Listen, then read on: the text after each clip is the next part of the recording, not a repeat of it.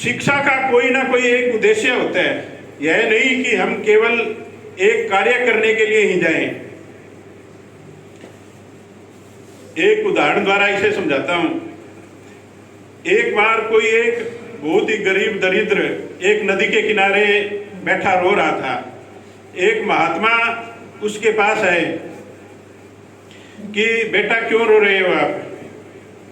तो उसने कहा मेरे घर में खाने के लिए नहीं है, पहनने के लिए बच्चों के लिए कपड़े नहीं है, मैं उन्हें पढ़ा लिखा नहीं सकता, तो मैं क्या करूं? यहाँ मरने के लिए नदी के पास आया था, लेकिन नदी में भी पानी नहीं है, सूखी है, तो मर भी नहीं सकता, मैं क्या करूं?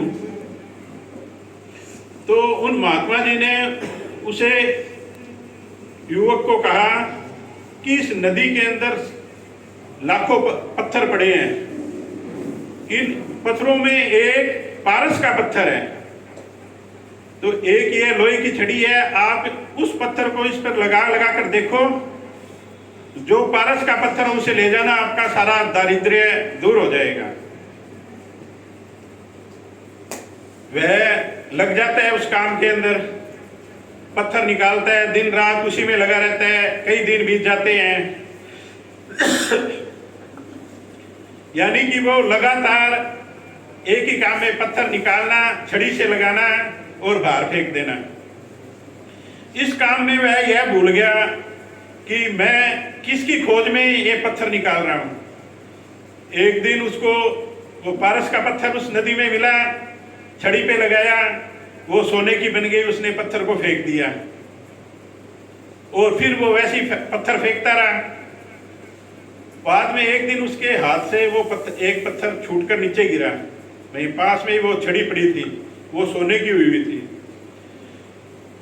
तो उसने देखा, अरे मैंने तो पारस का पत्थर ढूंढ लिया, अब कहाँ गया वो? तो क्योंकि उसको ये आदत लगी थी पत्थर छड़ी पे लगाना और बाहर फेंकना। हमें केवल यह कार्य नहीं करना है, बालकों के अंदर संस्कार कैसे पैदा हों, हमें इसकी ओर भी ध्यान देना है। और वो कैसे पैदा होंगे बालकों में? जब हम स्वयं उसके प्रति श्रद्धावान होंगे, हम स्वयं संस्कारवान होंगे। हम समय पर विद्यालय जाएंगे, विद्यालय में जाकर बच्चों को जो शिक्षा देनी है उस अनुसार शिक्षा देंगे, ये जो हमारा उद्देश्य है।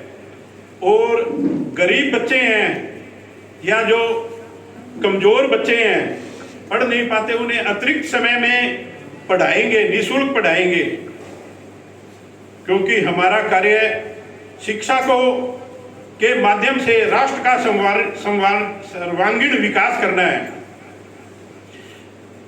हम जो बहुत होशियार बच्चे हैं उन्हें केवल ऐसे नहीं छोड़ देंगे कि ये होशियार है अपने आप निकल जाए, वो मेरिट में किस तरह है, इस प्रकार का प्रयत्न करें। हम बच्चों के वर्ष में एक बार सभी बच्चों के अभिभावकों से हमारा संपर्क हो जाए,